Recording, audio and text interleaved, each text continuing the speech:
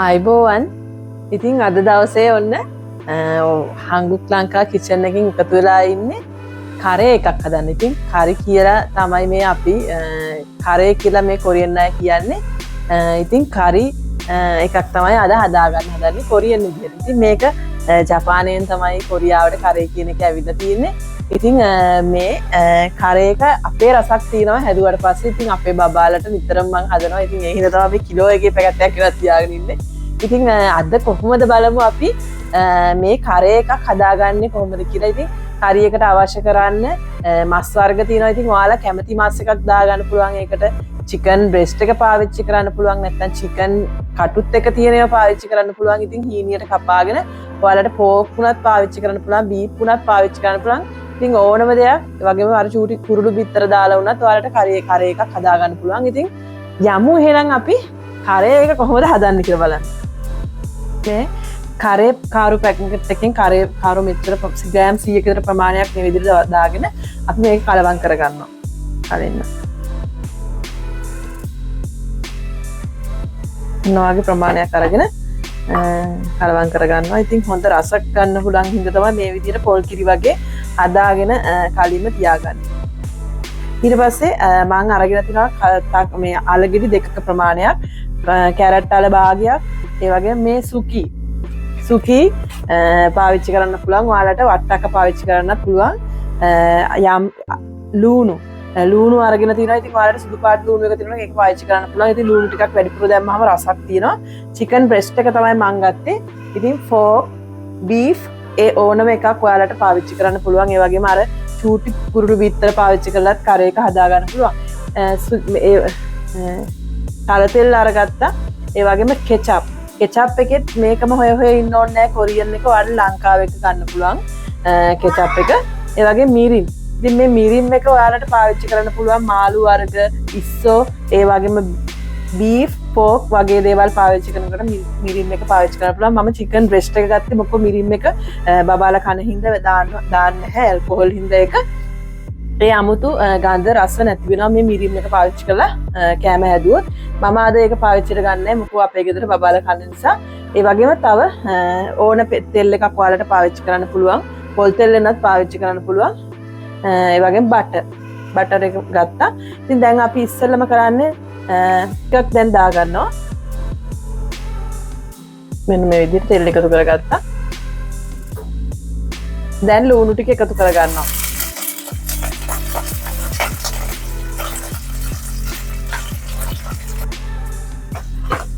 දැන් මං chicken breast එක එකතු කරගන්නවා.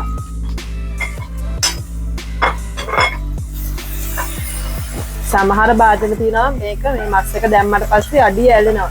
ඉතින් ඒ වෙලාවට හොඳට තෙල් ටික කලින්ම දාලා කලවම් කරගෙන තමයි මස් ටික එකතු කරගන්න ඕනේ. නැත්නම් අඩිය ඇලෙනවා මස් ටික.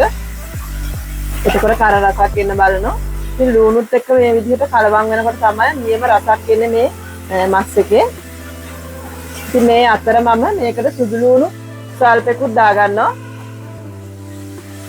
මේ දශින් මනල් ඉතින් ඉදිරියට එකතු කරගෙන දැන් මේ මස් එකේ අන්තම් ටෙම්පරාදු වීගෙන එනකොට මම මේකට එකතු කරගන්නවා මේ එළවලු කපාගත්ත අල ටික, සුදු ලුණු, මේ කැරට් ටික, මේ සුකි ටික ඔන්න ඔය විදිහට එකතු කරගන්නවා. ඉතින් මේක පොඩිම බබාලා කනවා නම් පොඩියට කපන්න. එතකොට ඒගොල්ලෝ හොඳට කනවා. මේ පොඩි වුණාම ඉතින් අපේ ගෙදර ලොකු අය ඉන්න හින්දා දැන් හොඳින් මේක කලවම් කරනවා. ඉතින් දැන් මේක හොඳට ටෙම්පරාදු වෙලා ඇවිල්ලා තියෙන්නේ. ලුණු ඔක්කොම මික්ස් වෙලා ඊට පස්සේ අපි එකතු කරගන්නවා තල තෙල් ස්වල්පයක්. ඉතින් මේ අපි කොරියාවට ආපුම කාලේ කරේ තමයි වැඩිපුරම කෑවේ. ඇත්තටම මේ ඒ දවස්වල අපි දන්නේ නැති නිසා ඉතින් මේ කරේ එක හරියම රසක් තියෙනවා. හදාගත්තට පස්සේ එළවලු මස් හැම දෙයක්ම කලවම් වෙලා තියෙන නිසා ඔයාලට සම්පූර්ණ එක ව්‍යංජනයක් විදිහට ගන්න පුළුවන් බතුත් සමග මේ කරේ එක. දැන් මේක විනාඩි 3ක් විතර හොඳින් ටෙම්පරාදු වෙලා මික්ස් වෙලා තියෙන්නේ. දැන් ඒ හින්දා මම මේකට වතුර එකතු කරගෙන තව විනාඩි 4ක් 5ක් මේක හොඳින් තඹ ගන්නවා අල ටික හොඳට තැම්බෙන්න ඕන නිසා.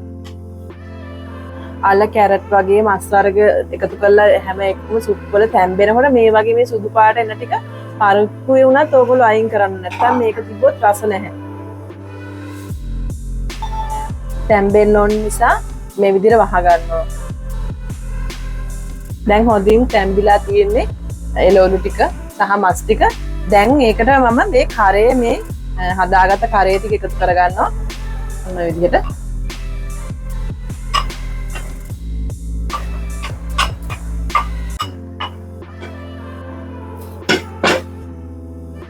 හොඳින් දැන් කලවම් කරගන්නවා.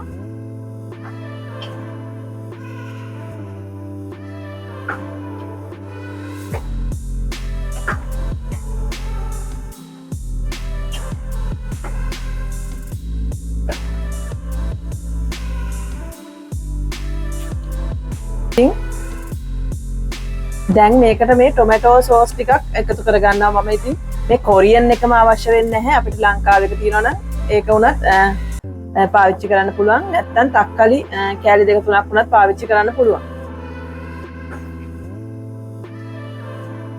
හොඳින් මික්ස් වෙලා එනකොට මේකට මම දැන් එකතු කරගන්නවා බටර් ස්වල්පයක්. බටර් ස්වල්පයක් එකතු කරගන්නවා.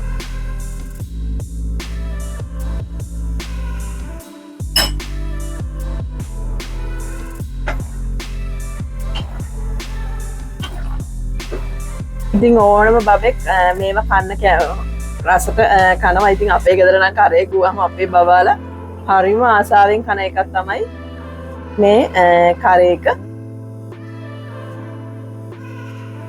ලුණු දාන්න අවශ්‍ය වෙන්නේ නැහැ. ඒ කරේ කරුවල ලුණු තියෙනවා. ඉතින් මේවා මේ කිලෝ එකේ පැකට් එකක් ගන්නම අවශ්‍ය වෙන්නේ නැහැ. පොඩි පැකට් තියෙනවා ග්‍රෑම් 100. ඉතින් ඔය ඔන්න ඉතින් බබාලට කලින් බබාලගේ තාත්තා ඇවිල්ලා ඉන්නවා කරෙත් එක බත් කන්න. ඔන්න ඔය විදිය තමයි කරේ අපේ හංගුක් ලංකා කිචන් එක. ඔන්න එහෙනම් ළමයි දැන් තම ක්ලාස් එකට ගිහිල්ලා අපේ චූටි බබත් එක්ක අපි දෙන්න කරේ එක ගන්නවා.